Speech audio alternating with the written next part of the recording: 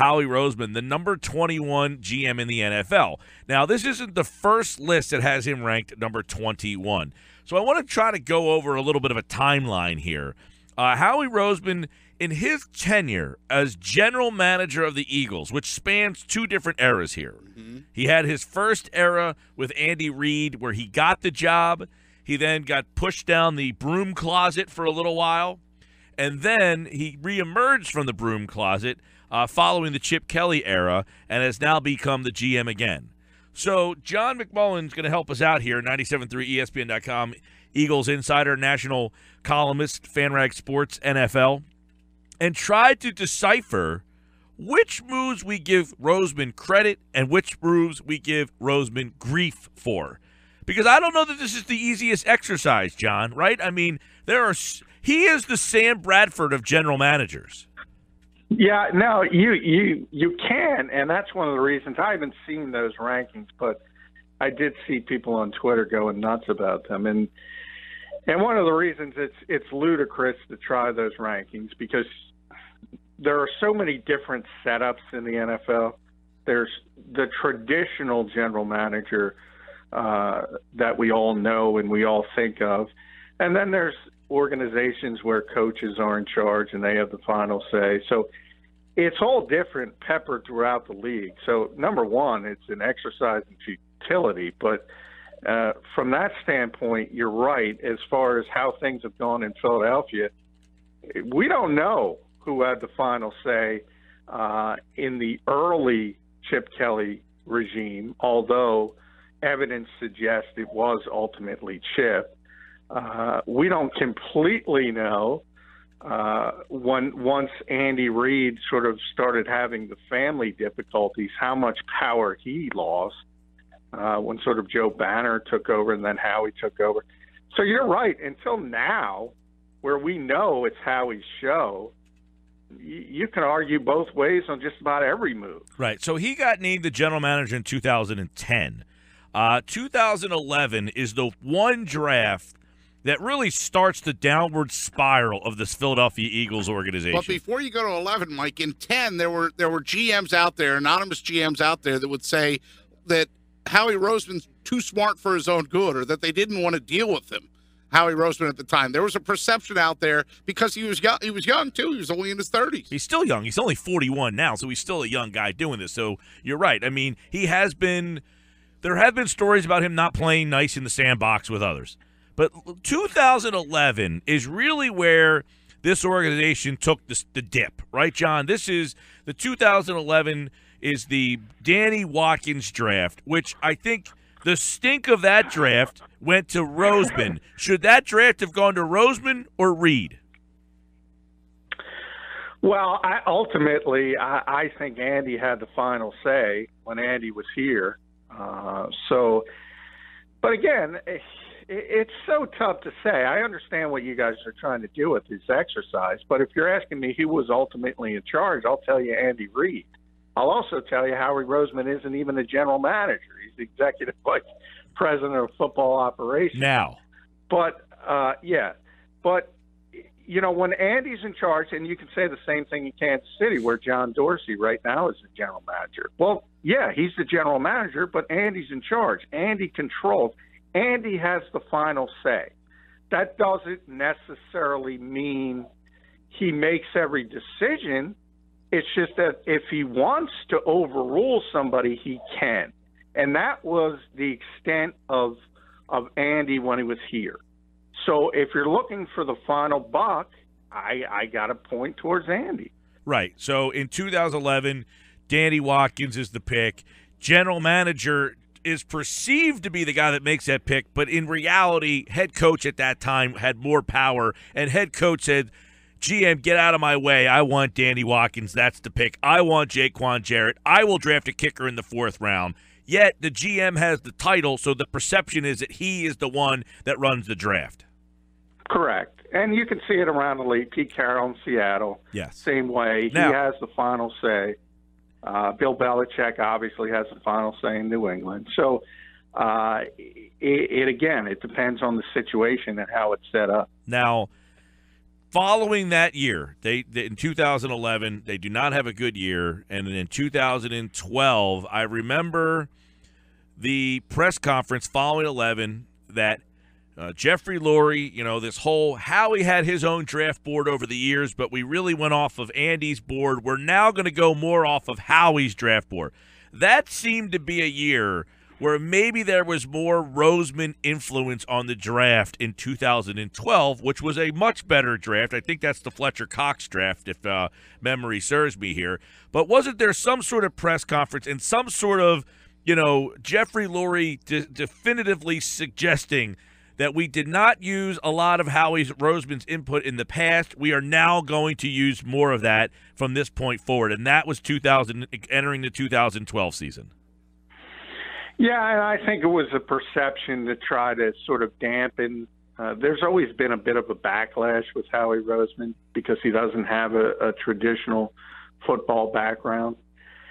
And I think at that particular time, that was Jeffrey trying to, play up his acumen and saying, wow, his fake drafts were really, really good. And, like he's doing a sort of a shadow draft, and he would have done this and it would have worked out. So I find it personally, I find it hard to take that kind of stuff seriously. And obviously when you do hit a home run and you do get a player like Fletcher Cox, then all of a sudden everybody wants, their name attached to it, which is understandable. John, it seems to me like Howie Roseman, the record, Mike gave it earlier, what the record's been with 56 and 56. Right down the middle there. But it seems like his triumphs have come through trades. His problems have come through who he drafts. And if you say that they wouldn't have to make these trades. That's one of the things we're trying to filter out. Has his problems been drafting? How much of the drafts in the past is him? Was it Andy and was it Chip? Is he just kind of the middleman that's getting the blame for Andy and Chip's shortcomings? But you're right, the trades, he seemingly wins the trades, but it's the draft that I think a lot of people. I think it's fair to say unquestionably it was Andy during Andy's regime. The early years of Chip Kelly was more up in the air. We never got the full explanation of who's in charge. Obviously, the last year, Chip was completely in control. The story spun now, in hindsight, is that Howie had control over the 90-man roster, and Chip had the final say over the 53. So in that type of circumstance, you would say Howie was in control of the draft. But then you have the other issues, and I've heard it from numerous sources that say Chip Kelly was the guy who pushed for Marcus Smith. So it's always been, and that's one of the things I've criticized the Eagles for in the past, is they have never had really a clearly defined hierarchy since Andy left, and I think that's been a problem. And obviously the ping-pong back and forth between Chip Kelly and Howie Roseman, that, during those years, this was an incredibly dysfunctional organization. John, I want to read you more of this quote that was from the anonymous GM about Howie Roseman, at least back when he first took over in the front office there. And it said that he's trying to be too smart for his own good. I hinted at that earlier. The rest of the quote is, instead of trying to put a feather in his cap by walking away with a lopsided trade, which you rarely get in this league, he should try to get a legitimate deal done. In the long run, you don't want to be known as the guy who wants to bamboozle people. And when I read that last part, I think to myself, well, why don't you want to be known as that guy? That's the kind of guy that Eagle fans and people would cheer, right? Hey, our GM's making smart moves.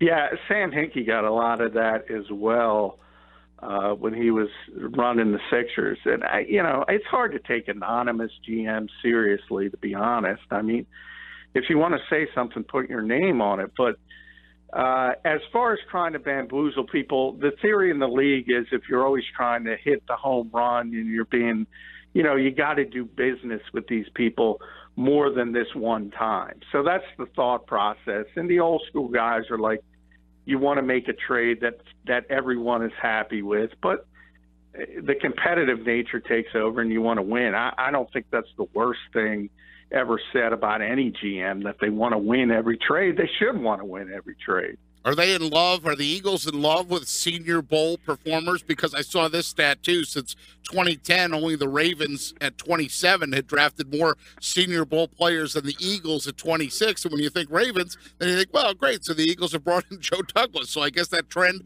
might continue.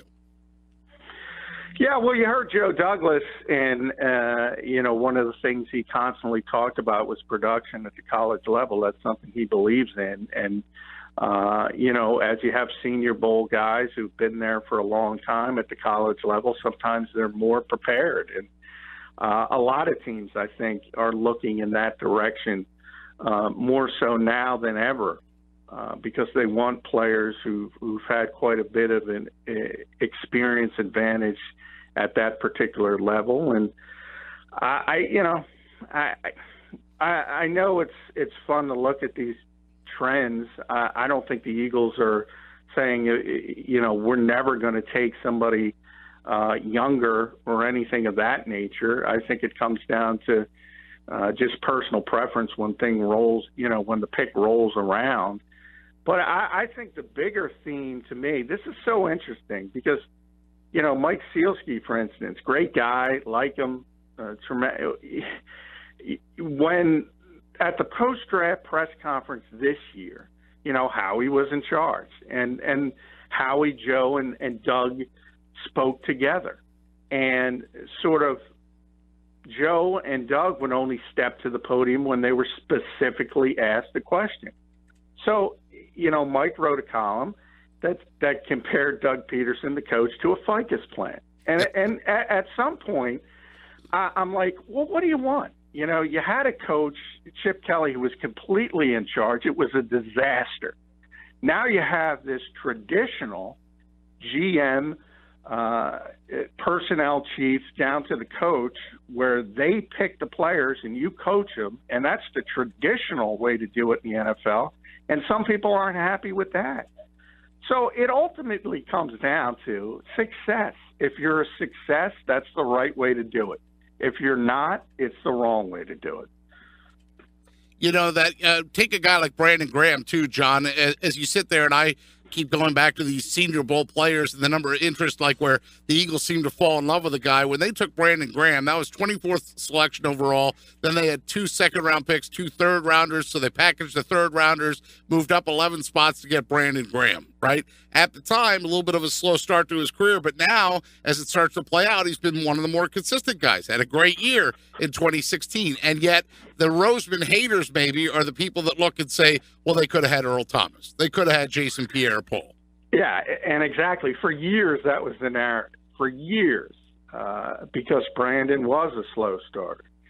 And they traded up to get Brandon Graham, and everyone's looking at Earl Thomas and JPP directly, basically behind him, and saying the Eagles are stupid. The Eagles are stupid.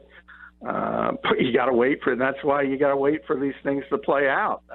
There was only one of those 3 players was a second-team All-Pro last year, and it wasn't Earl Thomas, and it wasn't Jason Pierre-Paul.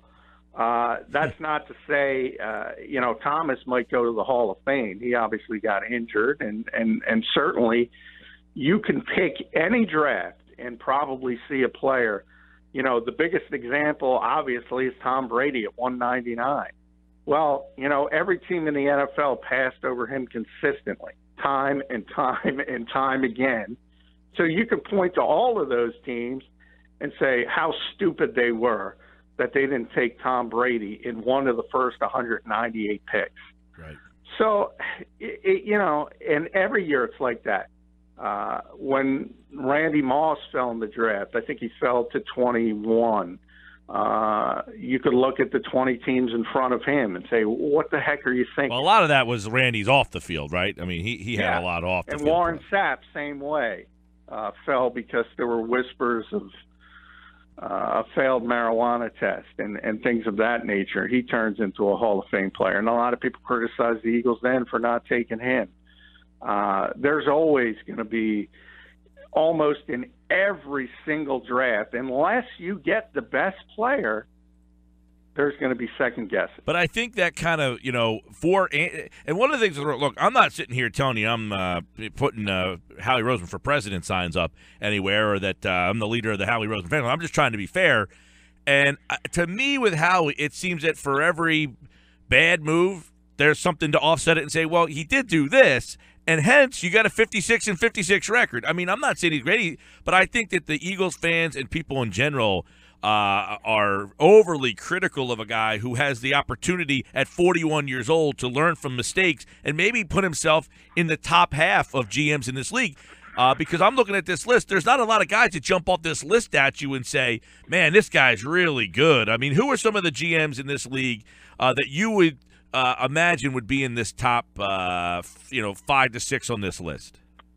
Well, I would look, the two most respected, I can tell you right off the bat, are Ozzie Newsome and Ted Thompson. When it comes to personnel, those are the two guys everybody talks about.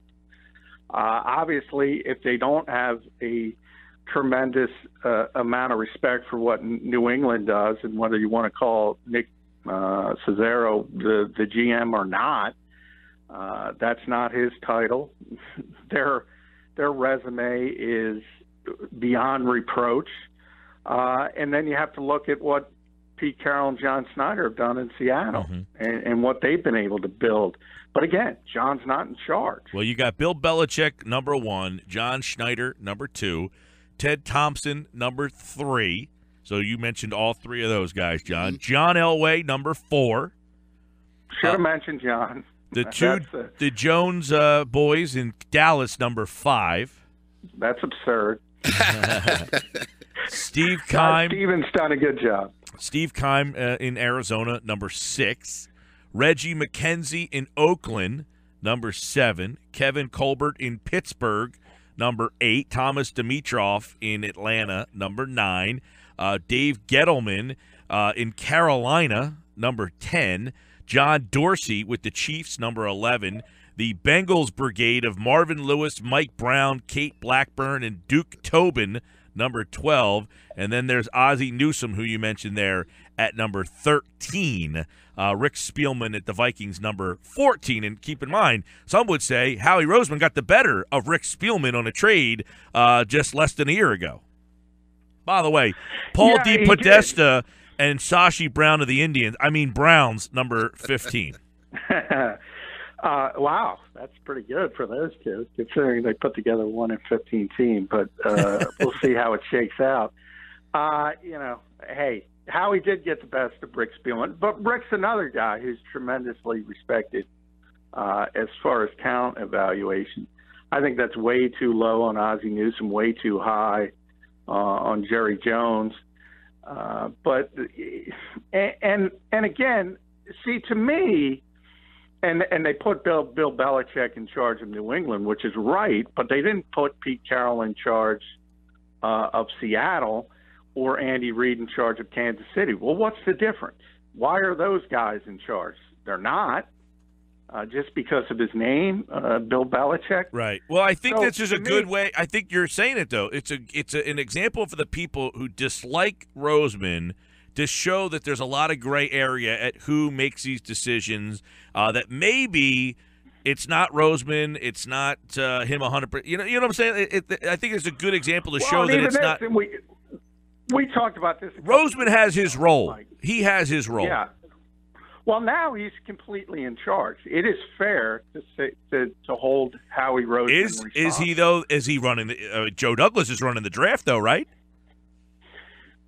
He's doing the day-to-day legwork of running the draft. But again, this is the first time, and that's what we said. That's what I was about to say. We mentioned that a couple weeks ago. If this draft hits, who's going to get credit for it? I guarantee you, Joe Douglas is getting credit for it. No doubt. But this is where Howie Roseman is legitimately in charge. That's trying to say, like, if you want to say Ted Thompson, well, Ted Thompson doesn't do the legwork. He's got employees the same way Howie has Joe Douglas.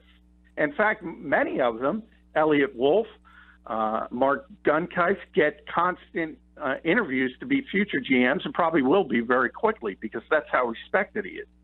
The point is, though, he's in charge.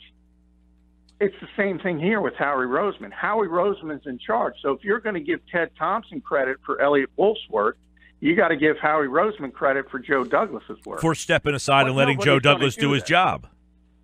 Yeah, exactly. And that's what he should do. That is the legitimate criticism you could have given Howie Roseman in prior years, is the fact that his inability to work with people under him.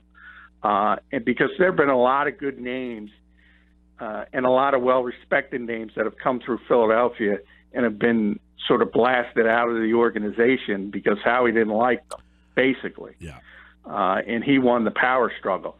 That is a legitimate criticism of Howie Roseman. But to all of a sudden, if Derek Barnett turns into an all-pro and Sidney Jones does, and you say, this is all Joe Douglas, well, that's not fair.